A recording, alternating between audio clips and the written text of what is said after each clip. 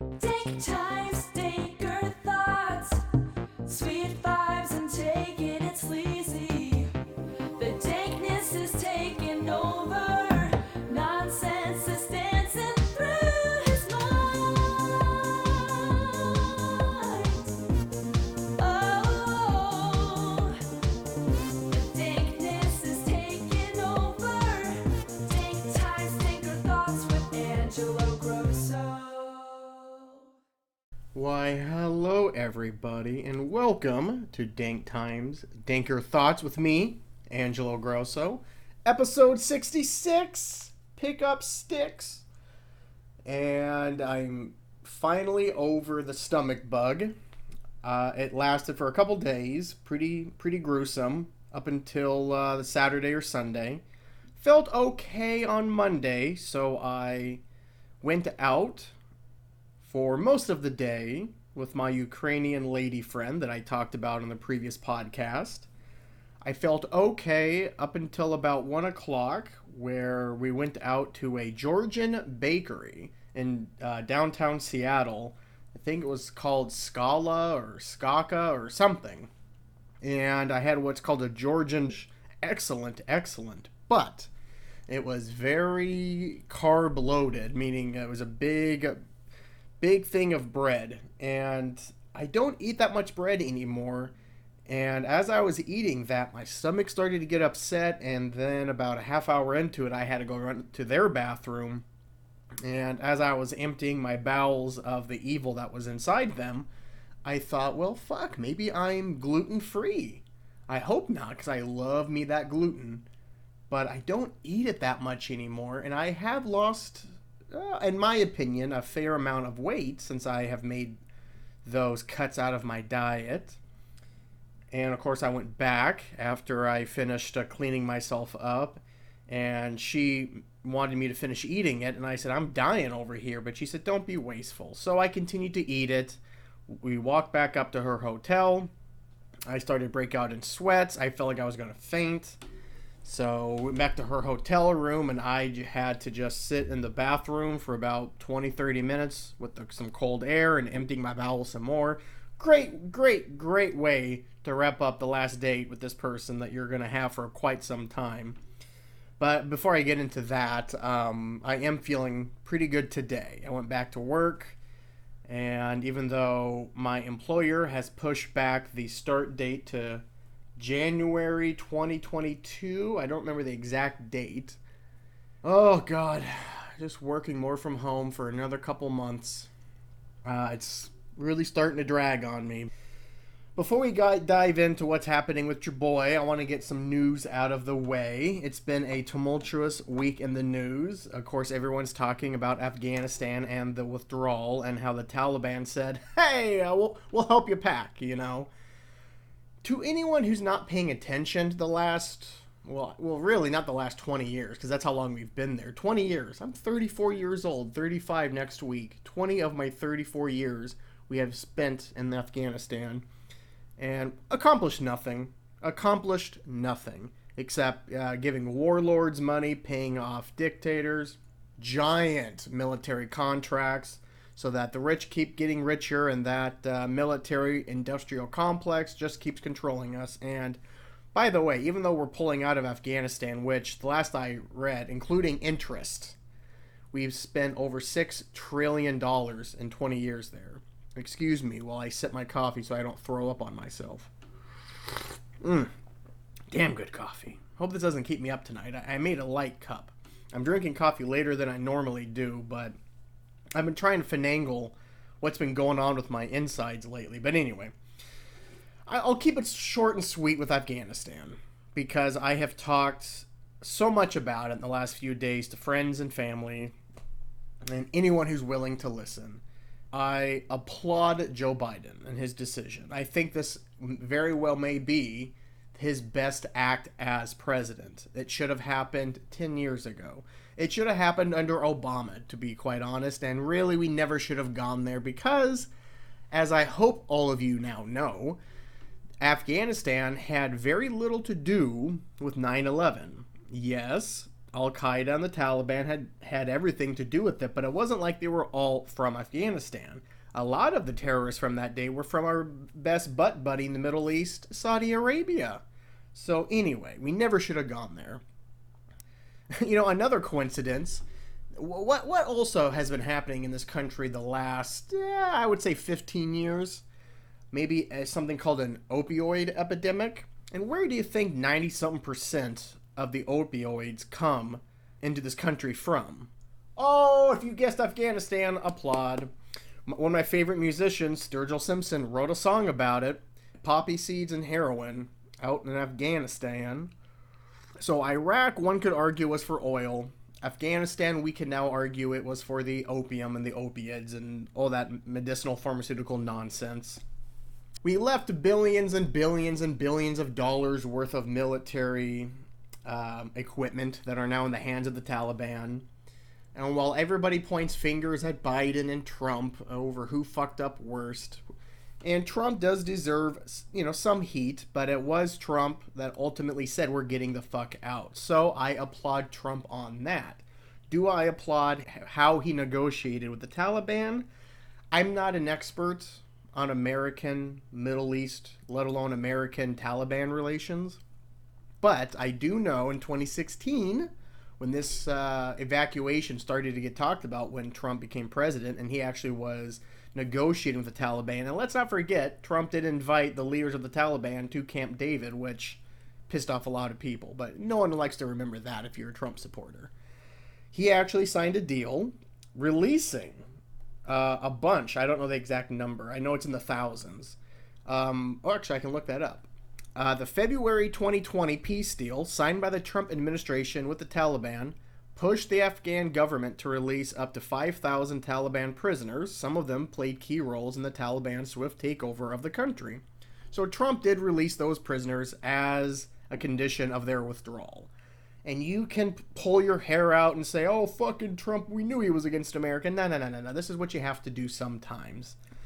And again, I'm not praising Trump or praising the Taliban, but another key part of this conversation that the Trump administration and the Taliban had back in those days was ISIS, because I know a lot of you fat white Americans, and you don't have to be white, but you could just be a stupid American and not know anything about anything until you hear about it in the news and then you shit the bed, which is the Taliban and ISIS are not the same thing. In fact, the Taliban hates ISIS. And do you know who's the better fighter of the two? The Taliban. The Taliban has crippled ISIS in a lot of regions in Afghanistan, if not all of Afghanistan. Because here's the difference, the main difference. The Taliban does not want to take over any other land but Afghanistan. The Taliban wants to rule Afghanistan with their interpretation of Islamic law. Now, we look at that interpretation of Islamic law, and our Western heads can't comprehend it. And your boy here finds it very offensive and horrific and horrible and evil and vile. And this is what happens when religion runs amok. This time it's with the Islamics, but I'm sure if you ask a lot of these anti-vaxxer, MAGA, QAnon cunts, what kind of Christian world would they want? And they would say some things that would prick up some hairs on the back of your neck, motherfucker. But anyway, so Taliban is killing ISIS. Good. Taliban, not good. But sometimes the enemy of your enemy is your ally, or your friend, whatever that stupid fucking saying is. But it's not fair to point the finger at Trump. It's not fair to point the finger at Biden. Now, what you can point the finger at Donald Trump for is when he lost the election. I know. I have a hot take. Donald Trump actually lost the 2020 election. I know. Don't kick me off YouTube. The anger and, well, not just anger, the lack of the bare human compassion and niceties are just playing a game and you lost, losing with dignity. Anything you want to say there. Trump had none of it. The Trump administration did not allow the incoming Biden administration any information or any details about Afghanistan. This is well documented. They were kept out, the Biden administration that is, were kept out of briefings leading up to them taking over the presidency. So the Biden administration basically had to play catch up. And to my understanding, Biden basically did the Donald Trump blueprint of getting out of Afghanistan with some minor tweaks, and he did speed it up, which you can say Biden should have done a better job of evacuating the embassy, evacuating Afghans with green cards and passports, interpreters, military personnel, just whoever wanted to get the fuck out, because I have known that the Taliban was going to take over Afghanistan the minute we leave for years now. And I think a lot of people that didn't have their head in the sand, they thought that too. A lot of you probably don't remember this, but a few years ago there was the Afghanistan Papers that was released by a whistleblower where in detail it was laid out that military generals and specialists and experts and whatever you want to say, the people running the show have been lying not only to the media and to the press, but to the presidents and to those in charge. Obama wanted to get the fuck out, but he trusted his generals, which was his downfall in the terms of Afghanistan. Trump wanted to get out, and he trusted his generals in the beginning, but if you remember, Trump and his generals were not friendly in a lot of ways, and a lot of it's because he did not listen to their bullshit when it came to Afghanistan. Now, you could look at how Trump handled the Taliban negotiations, like I've already said. And again, I'm not an expert. I'm not praising anybody on either side. But I am all for the withdrawal. I have been for it for over a decade. It has done nothing to help anybody anywhere because you knew the Taliban were going to take over. Now, Russia couldn't do it. America couldn't do it. And it sure looks like China is now the new the actor that's going to join into Afghanistan and see if they can do what the other two powers could not do, Russia and America. They're going to try to do whatever they're going to do with Afghanistan. It looks like instead of going in with war and weapons, they're going to come in with infrastructure. Oh, sweet Jesus. Who would have thought making lives a little bit better for the people may actually get you some friendliness and some let's work together on this instead of, we're going to bomb you with drones and tanks into submission, and we're going to hire people that no one really likes because we don't really know anything about your country. All we want here is the opium and whatever money you got in the oil field. That's basically it. By the way, Afghanistan hasn't really been a country in a long fucking time, people. It's been propped up by all these other Western countries. Anyway, I said I wanted to keep it short, and I'm not. So, apologies there. So, I don't blame Biden or Trump or Obama. I blame Bush, of course. And I blame Dick Cheney. And I blame Bush's father. And I blame Bill Clinton for giving money to these Taliban trainers and training them and looking past all these things and helping prop up these warlords. And later they flew a couple planes into the country, and that was like, you know what? Let's bomb all the Middle East, basically. So, I applaud Joe Biden. I hope to God that the armed forces dry up. I hope no one joins them, because between this and Vietnam, what the fuck? We're supposedly the best military in the world, the most powerful, the richest, and we don't have a good track record post-World War II. We don't. We lie about it. We say we do. We teach it in schools. And the service members that serve deserve better because they were lied to. And we abuse them. And we don't take care of them when they come back home. We drone strike pedestrians, civilians, women and children, farmers, fishermen, you name it. If you look at all the people that America has killed in Afghanistan, the mass majority are those civilians and pedestrians. In the majority. We accomplish nothing. It's worse than a black eye. We are a world power that's all bark and no bite. I'm sorry, but we are.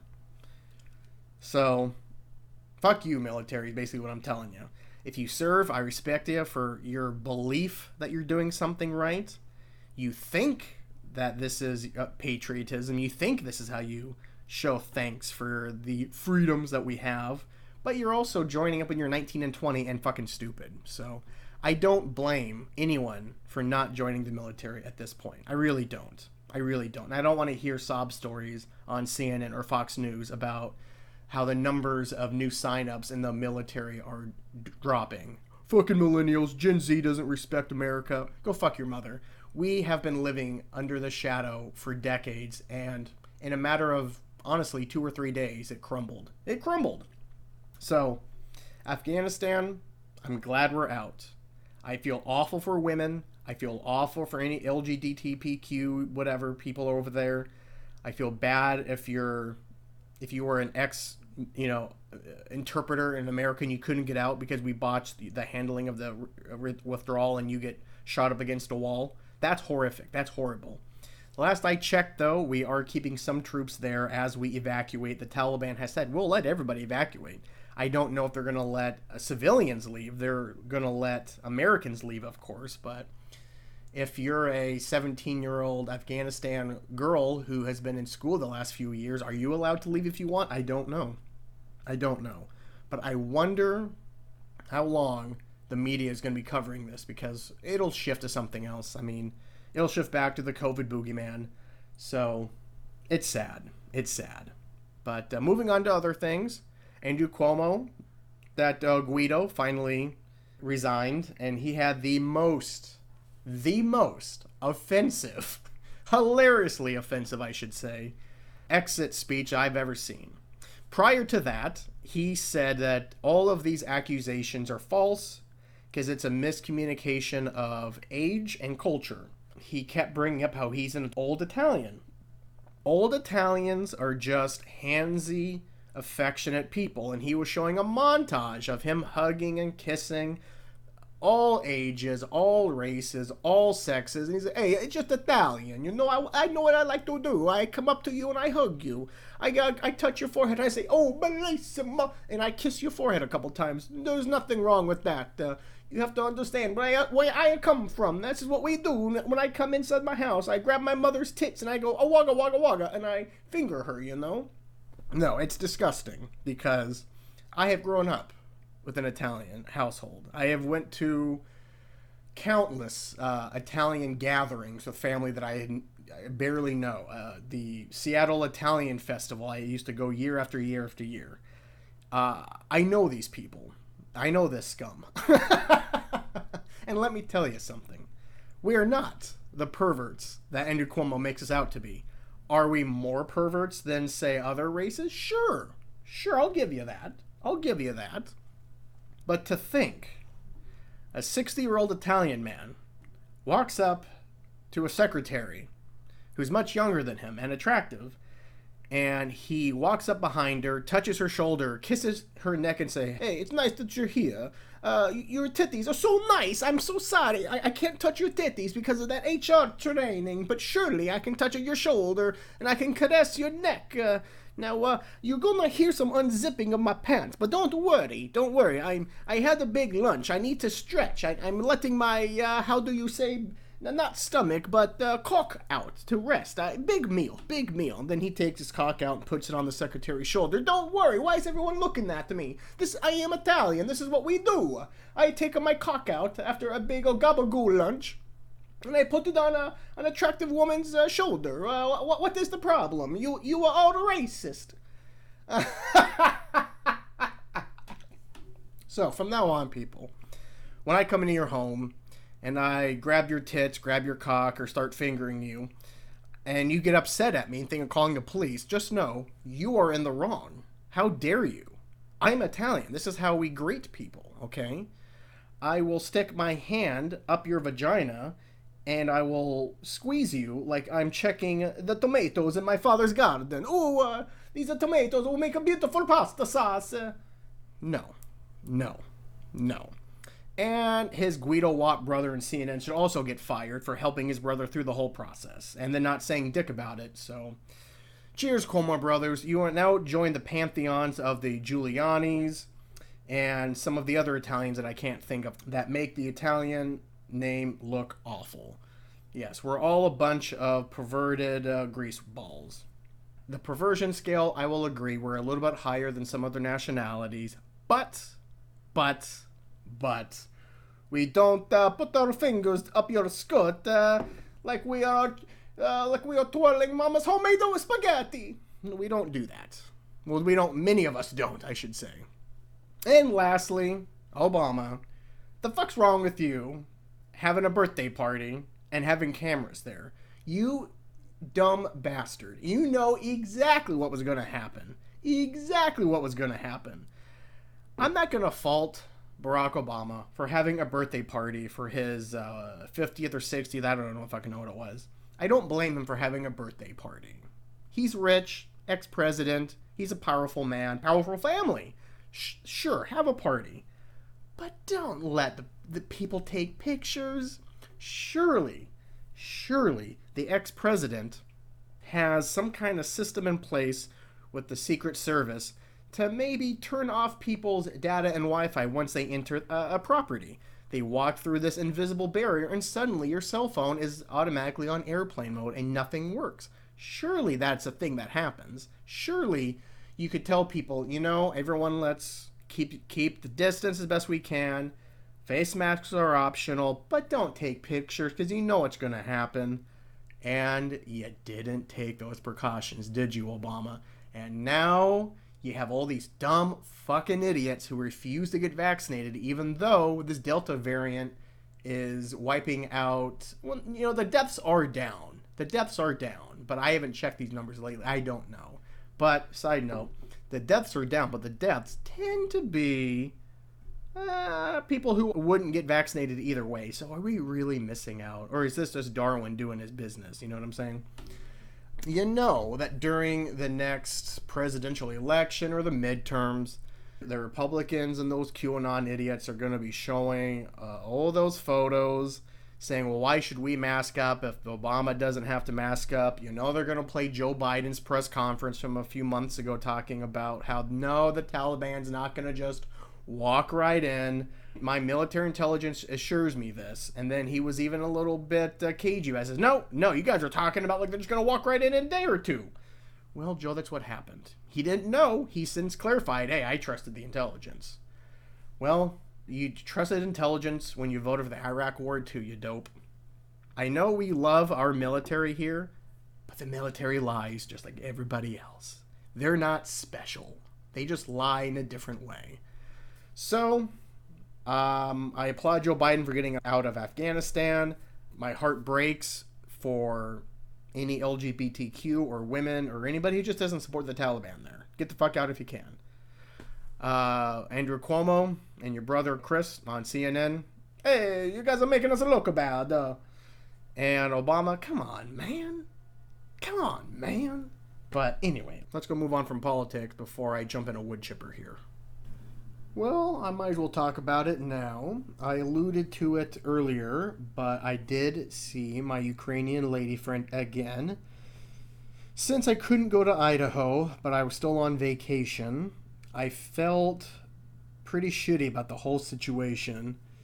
But my friends were nice enough to keep me updated with some videos and some pictures. At least I could imagine I was there, but I was pretty down in the dumps. But I felt pretty much back to health, I thought, on Sunday evening. So I video chatted with this lady friend of mine, and I said, tomorrow's my last day of vacation. I'm feeling pretty good, and I bet by tomorrow morning I'll feel even better. So let's spend the day together. And we did. And besides that little diarrhea detour that yours truly had to take, it went swimmingly well. Beautiful. It was even better than the first time because there was none of that first date jitters. And she's on her ship now. Believe she's going up to Alaska, but I'm not entirely 100% sure. We definitely had a connection. We do have a connection, I should say. We're still talking. We plan to keep in touch. There's no reason for us not to. We both feel like if situations were different, we'd absolutely keep on dating.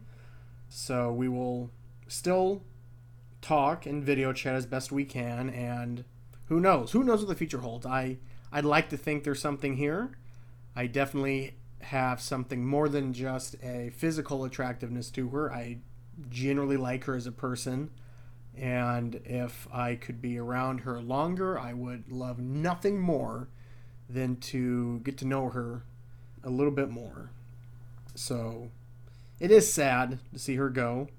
And we did talk about it. And at least we have a game plan, so to speak. we also are well aware of the realities of life and love. So the least we could do, stay in touch, and just hope for the best, I guess. Besides that, not really much going on in the dating world. I'm talking to some girls, but as of yet, nothing super serious or even remotely reaching what just left on a cruise ship up to Alaska. And don't think I didn't think about joining her on the cruise ship, by the way. We actually talked about it.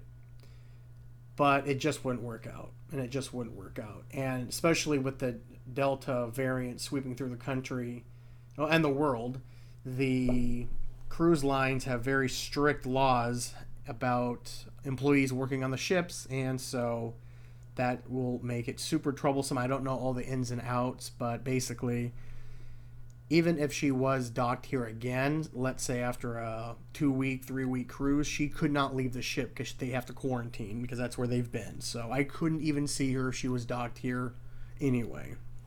Currently, anyway, that could change. But with the new mandates that Governor Angelo passed down, I don't think they're going to go anywhere anytime soon. So, moving on from that. Oh, no, one more thing I wanted to say about the date is I wish that was the first time that I had explosive diarrhea on a date. It is not. In fact, one of the very first times I was ever at a girl's house when I was back in high school, probably a sophomore or a junior, so I must have been 15 maybe. Finally, I was going to this girl's house, not to fool around or anything, but the fact that I was physically going to a girl's house with no parents after school, there was no expectation for any kind of sexual stuff because, I mean, at 15, I hadn't done shit. I had kissed girls, that's about it. I hadn't touched a titty, definitely hadn't touched a cootie. I haven't done shit. In fact, I don't think I've even tongue kissed at 15. But I was so excited to be going to this girl's house because I knew that was going to get out in high school. Oh, Angelo went to so-and-so's house. And I wasn't going to let lies or anything sweep through the school, but still, it helped my street cred, you know what I'm saying? But I must have ate something for lunch because once I got to her house, it wasn't kind of nerves. I was nervousness, but I've never had to go shit because of anxiety or nervousness. That's never happened in my life. But I think that day I just ate something wrong, and I spent a lot of time in her bathroom with just, I looked like Jeff Daniels in Dumb and Dumber. She was nice enough to play it off like it wasn't a big deal, but even when I was done and I let the fan run for a couple more minutes as I just stood there questioning my faith in God, washing my face because of course I was sweating, my shirt had pit stains, I had sweating in the back, so I had back stains. And I came out and I sat down and I even left the door basically closed, but I could still smell my diarrhea leftovers in the air, and that killed any kind of mood. So that was not the first time, nor the last time. I've actually had the shits on plenty of dates, plenty of them. But never because I was nervous, but usually because I have coffee with dinner, and my stomach's like, really? More at this coffee? And then it said, well, take this. But it's never been an issue. I've never had a girl say, I can't believe you had to go to the bathroom on a date. If that was ever the case, I would leave her with the bill. But let's move on. I am loving the new Marvel What If series. Really because of the second episode, let's face facts. The first episode was fun. It was probably a C+. But I don't want to give anything away, but the Chadwick Boseman episode 2, is remarkable. And it may be because it really is Chadwick Boseman's voice, and I'm still in shock that he's gone. I wasn't even a diehard Boseman fan, but I just saw a up-and-coming, top-tier actor coming up. I thought I saw the next Denzel, and he was taken from us. And he was so good as Black Panther. Say what you will about the movies themselves. His take on the character and his acting, superb. And apparently he has done 4 episodes this season, so I think we have 3 more coming out with Chadwick Boseman. Of course, season 2 and any other future series comes out, I don't know how they're going to do that. I feel bad for the poor bastard that gets the job to replace Chadwick Boseman's voice.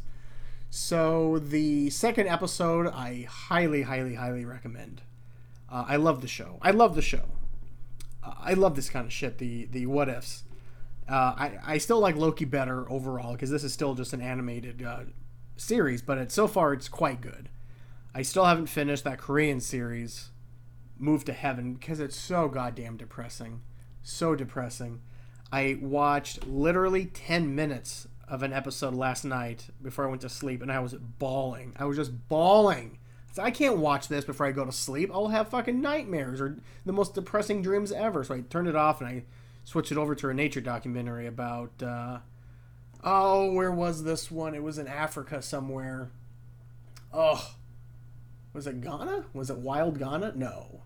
I don't know. It was one of those African countries, Wild something on Disney Plus. It was pretty fucking cool.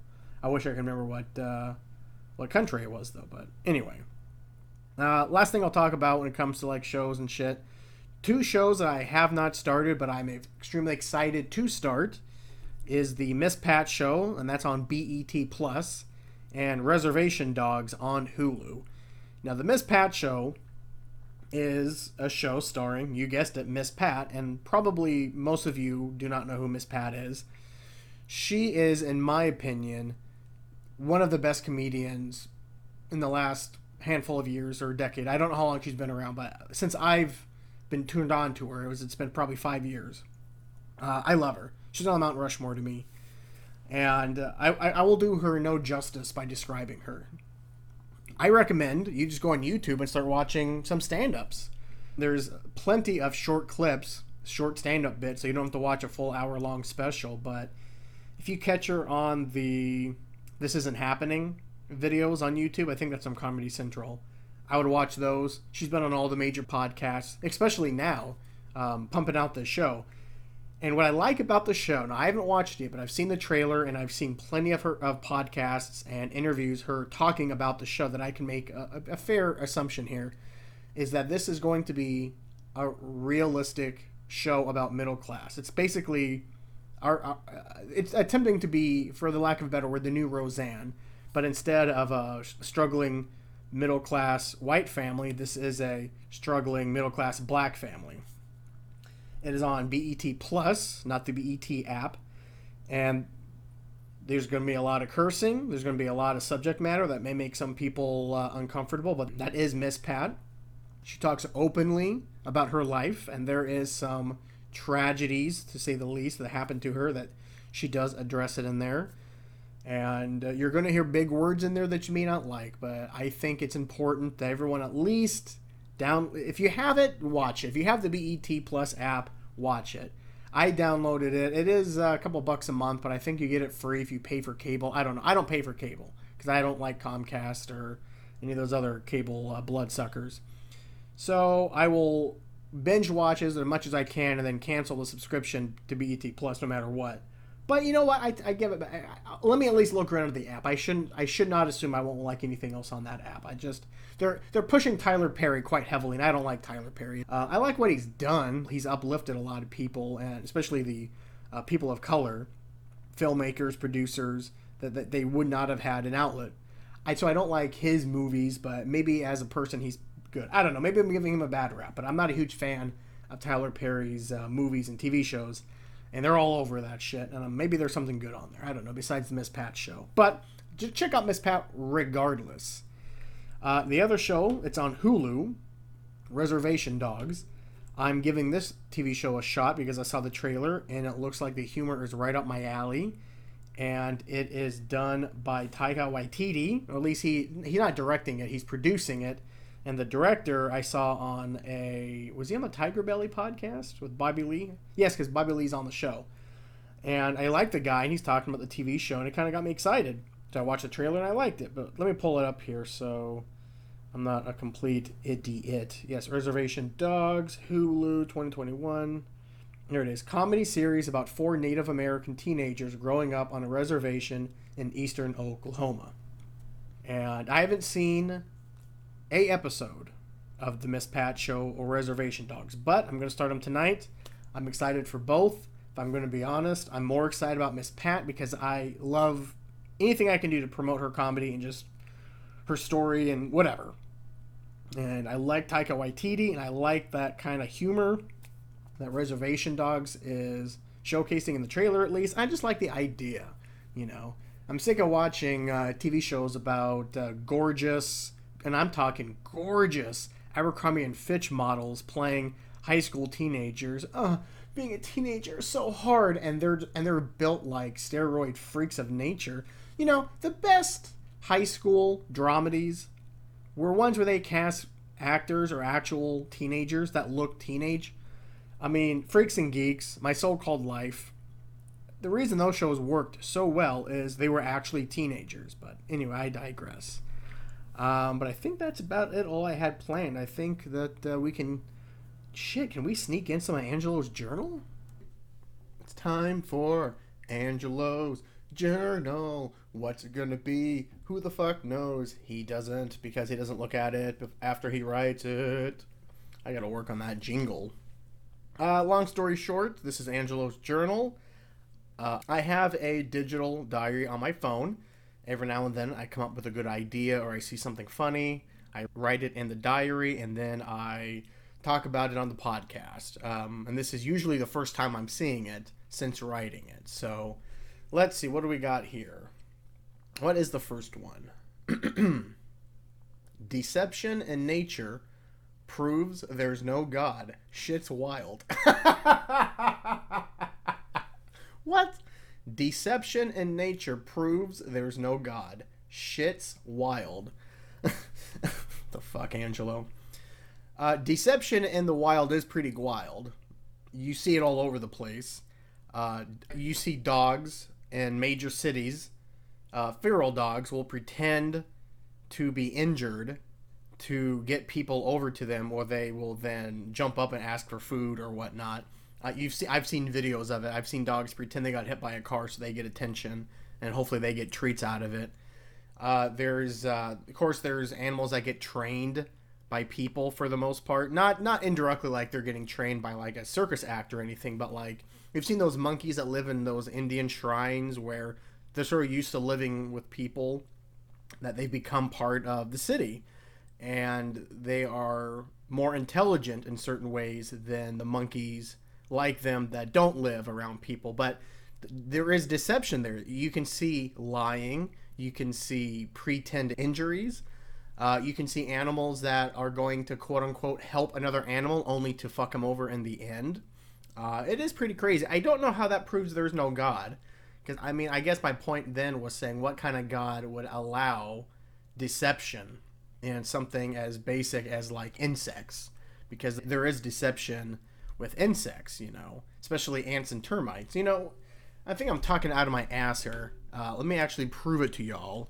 Let me pull up the interwebs, because there's never any lying on the internet. Let's see. Deception in the wild. What comes up? Oh, Scientific American. They're pretty trustworthy. I love it. People also ask, what animals are liars? Oh man, we are a bunch of idiots. Okay, I'm not paying for this shit. Oh yeah, clickbait mother. Okay, let's try this again. Deception in animals from Wikipedia. Oh man, I just want an easy list. But yeah, okay, according to okay, deception. You've seen like possums play dead, snakes play dead. That's kind of deception, but those are surviving skills. But here are the 4 different ways that there's deception in animals according to Wikipedia, and therefore it's the final say on things. False eyeballs on animals, such as butterfly markings that indicate their heads are at the back end of their bodies as an aid to escape, or markings to make predators appear safe. Number 2, false behavior, such as a predator acting in a way to hide its predatory nature around prey. You know, pretend to get injured again. Yeah.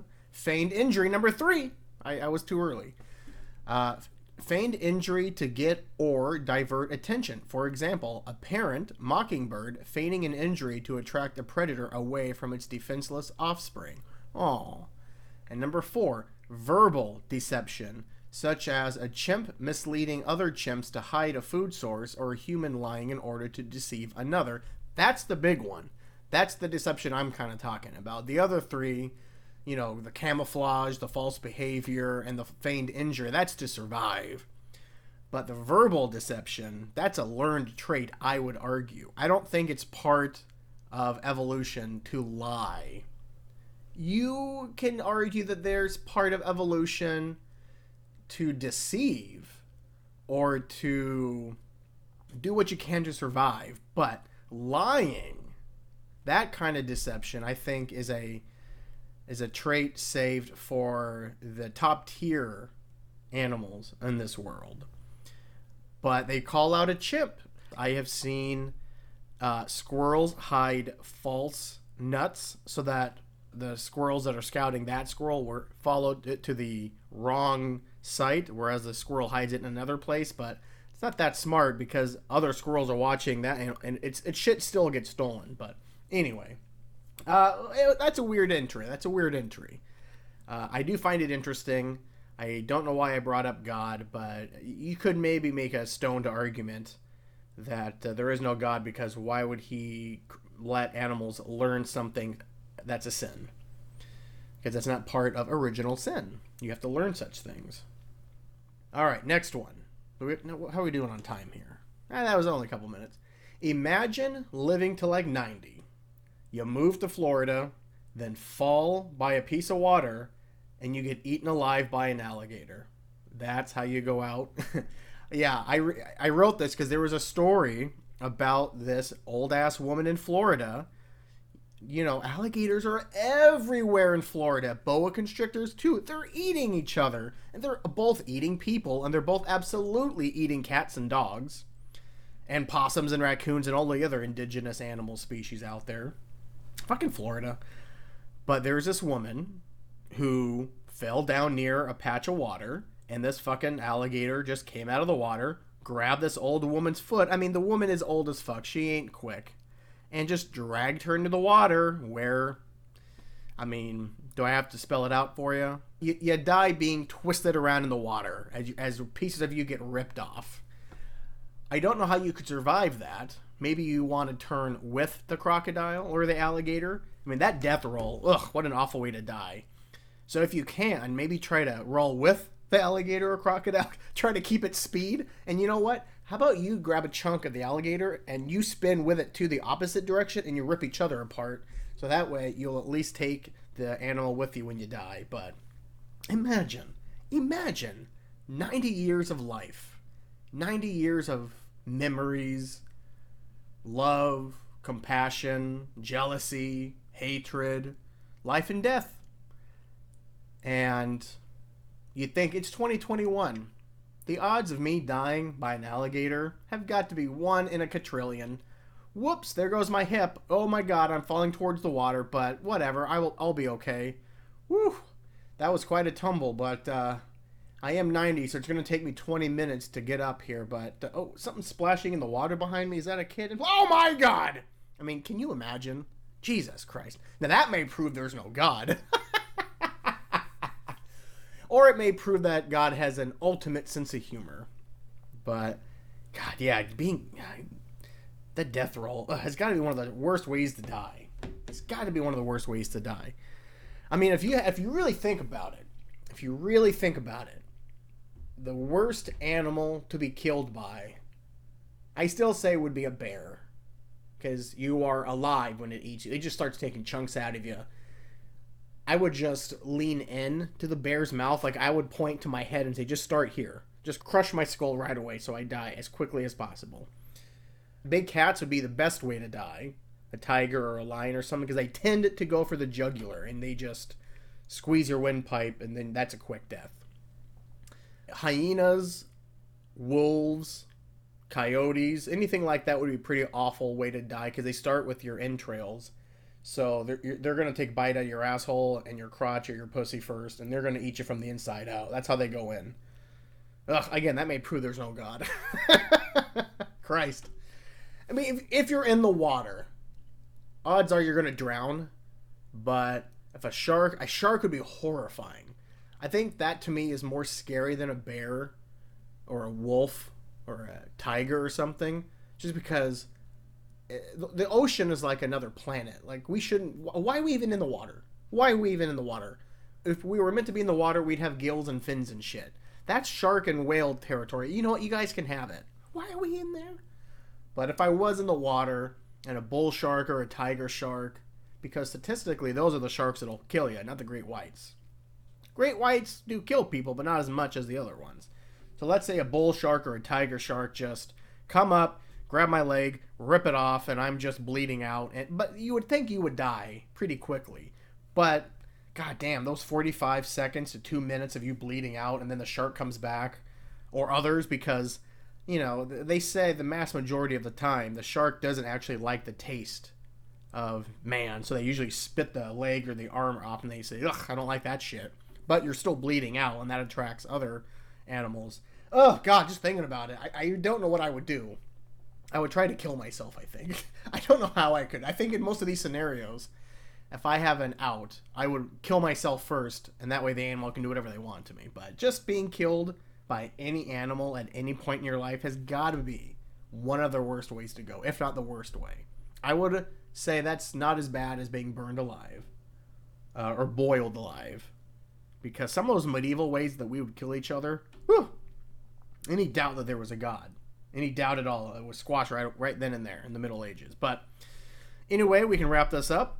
I am recording this last bit a day after the previous podcast sections where I was talking about the earlier shit. So I will say I did watch the first episodes of both Miss Pat Show and Reservation Dogs. Both are excellent.